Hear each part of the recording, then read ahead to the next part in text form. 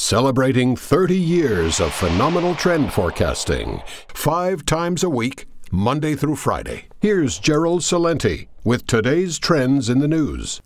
Hi, this is Gerald Celente. It's Friday, February 5th, 2016. And here are some of today's trends in the news. On the market fronts, over there in Asia, well, not another good day for Nikkei. Whoop, down again.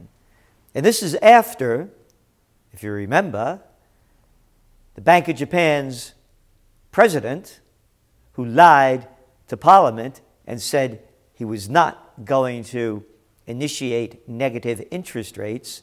And then when he went to Davos and came back, changed his mind, and they announced negative interest rates, the Nikkei went up. But now it just keeps going down. In Shanghai, down a bit too. Hang Seng. Markets over in Europe, down. And oil. Whoop! Oil was way up. Oil was way down. Closed down. Gold. Boom. Bam. Right at the end of the day. Up some $15. And the Dow. Whew. The Dow was way down. Yeah, well over 250 points. First it was up, then it was down. Closed down 211 points. Not very good.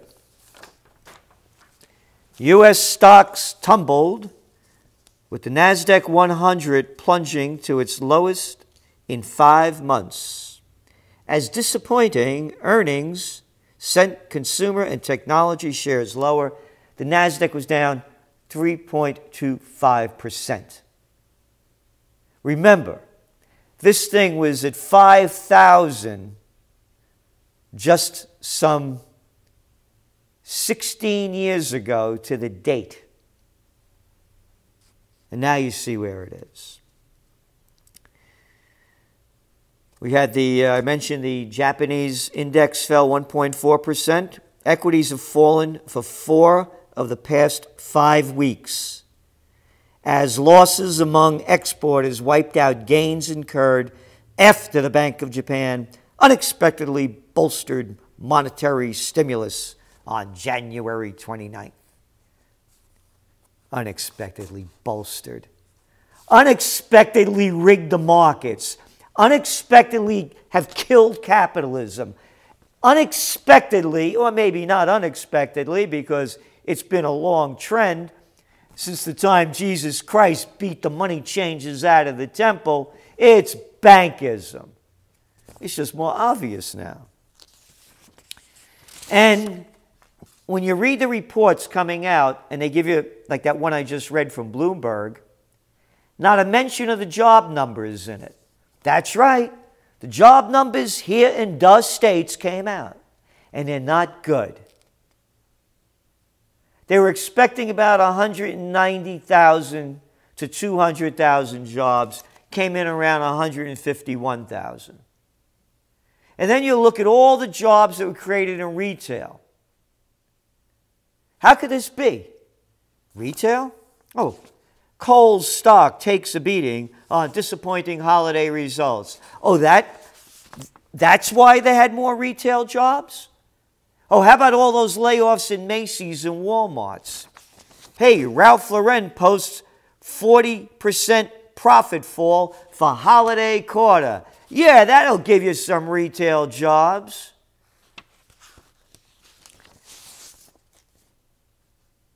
As of the end of January 2016, this is according to the Hamilton Project, our nation faces a jobs gap of 1.8 million jobs, the number needed to return to pre-recession employment as a share of the population. Fundamentals of the economy are sound, folks. So, the game is changing, and so is the language. Citi Group, world economy trapped in death spiral. Stronger U.S. dollar, weaker oil commodity prices, weaker world trade, petrodollar liquidity, weaker emerging market growth. And it goes on and on. Significant and synchronized global recession and a proper modern-day equity market, end quote. The world appears to be trapped in a circular reference death spiral, Citi strategist said. Gee, check this out. Today's Financial Times. Why more people think a U.S. recession is around the corner. Check the lingo. The dollar is falling sharply, while the markets bet ever more confidently that there will be no rate increases from the Federal Reserve in 2016. Driving this situation is a rising belief that the U.S. could be slipping into a recession this year, a possibility that only a few weeks ago was regarded as negligible, writes John Authors. What arrogance! What arrogance! Negligible may be to nimwits, huh? Negligible may be to business media prostitutes who are always trying to jerk the market higher with their bullshit detected. Take precautions.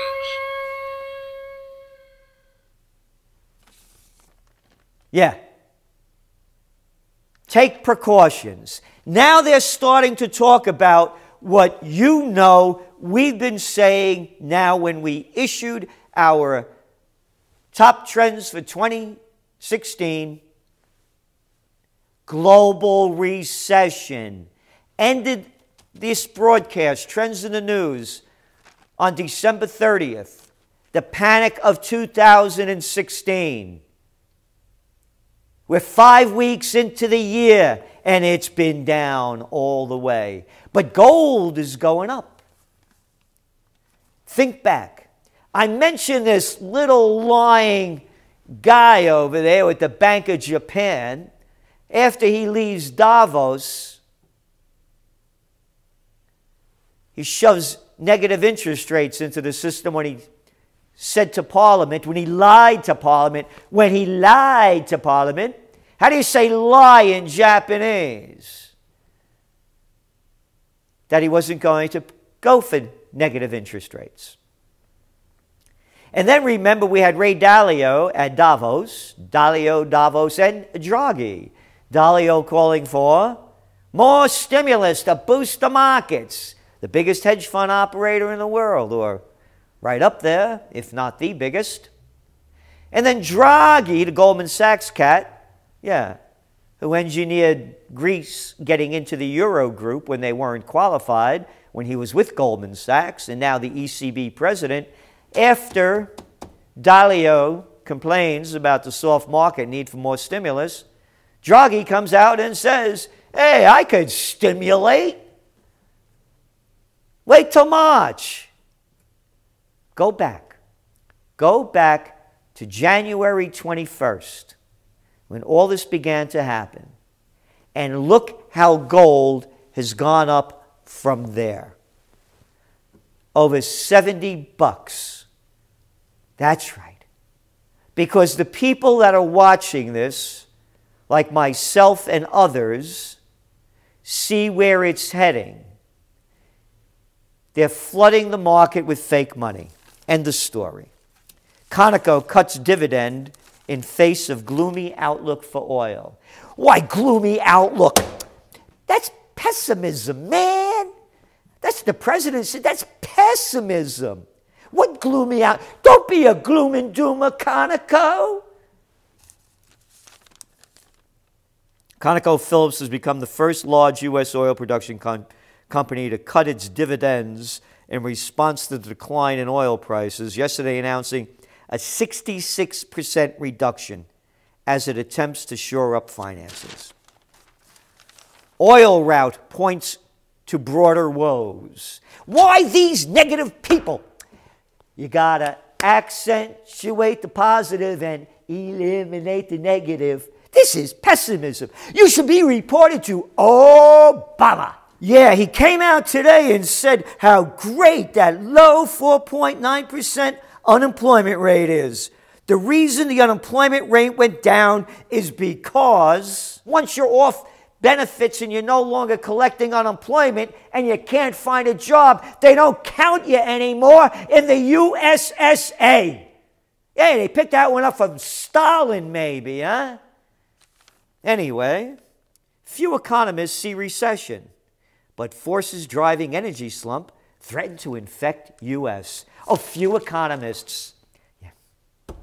Few economists that you listen to. Few economists that are on the payroll, Jack. Worries about energy-related bankruptcies and loan defaults also are helping to tighten financial conditions, weighing on the broader swath of the economy.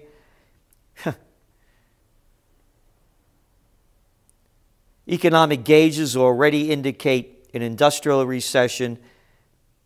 The Federal Reserve reported this month that its index of industrial production has fallen 1.8% over the year ended December, a drop that has always been accompanied by a recession since the 1970s.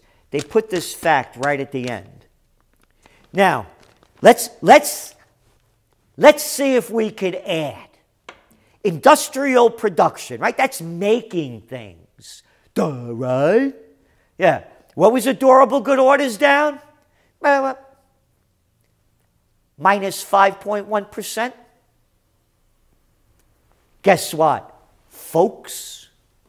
When you look at the job numbers that came out, nice little boost in manufacturing. Just like there's a nice little boost in retail. They're making this crap up. These facts that they're pumping out of our system are as phony as the ones coming out of China. And why not, man? You're doing business with the communists. You got a fascist government that robbed us of our rights every time they can, gave us too big to fail, TARP, and every other way to screw us and build up the big guys. Yeah, them too big to fails, 40% bigger. It's perfect. The fascist liars with the communists. It's globalization. Engine maker Cummins hit by slowing truck sales. Engine maker Cummins said its fourth quarter profit plunged 64% due to anemic commodity prices and slower growth in developing markets. I'm mentioning this because they're going to say that the U.S. trade deficit widened in December as a strong dollar and weak global demand continued to weigh on exports. But wait a minute. Obama said he was going to double exports. Well, he lies about everything else. He can lie about that. Take it easy, Celente. Now, wait a minute. Cummins isn't exporting not because the dollar is strong. It's because global demand is weak. The Commerce Department said today the trade gap rose 2.7% to $43.4 billion. November's trade deficit was revised down to $42.2 billion from a previously reported $42. Lackluster global demand and a higher dollar. Yeah. Investors punish Credit Suisse as losses highlight bank sector pain. Wow, son of a gun. Investors have sent U.S. financial stocks down more than 11% just since the beginning of this year. European bank equities nearly down 20%. Globally, the financial sector is the worst performing in the MSCI World Index. I could go on and on and on. About $350 billion has been wiped off the value of the largest 90 U.S. financial stocks since the start of the year. Has nothing to do with a strong dollar. Nothing. It's a global slowdown. Remember yesterday I read about what the Chinese are buying up everything? Chinese firms chase deals abroad. and how much it's increased already this year? Well, folks, the Chicago Stock Exchange said a Chinese investor group agreed to acquire it. We got wars to fight. We got people to kill. Oh, yeah. It's America. Think I'm kidding? 5 years on, West ponders another Libyan intervention. And the language, Libya's one after another, they're saying, for example, since the fall of dictator Muammar Gaddafi, they have this trouble. Not the fall, the overthrow, the murder. Oh, and talking about murder, Hitler was on with Bernie Sanders. Fraud with fraud, yep. Fraud, whatever they are, you know. Who's that guy? Freud. Freud, frauds. Yeah, it's perfect. Politics. And they're arguing which one is more of a progressive. Both of them. Both Bernie and Hitlery. That Gaddafi has to go. And now America's going back. Isn't it wonderful? So the markets are in turmoil. Panic's setting in. Gold prices are going up. Remember what I said yesterday. Gold has to go over 1,200, stay there for a while and move higher. When it goes over 1,400, I say it's going to hit the 2,000 mark again. Or get right near it. Didn't hit it quite the last time. It got very close. This time it's going to hit it and go over. The panic is on. This is Gerald Celente, and that's some of today's Trends in the News.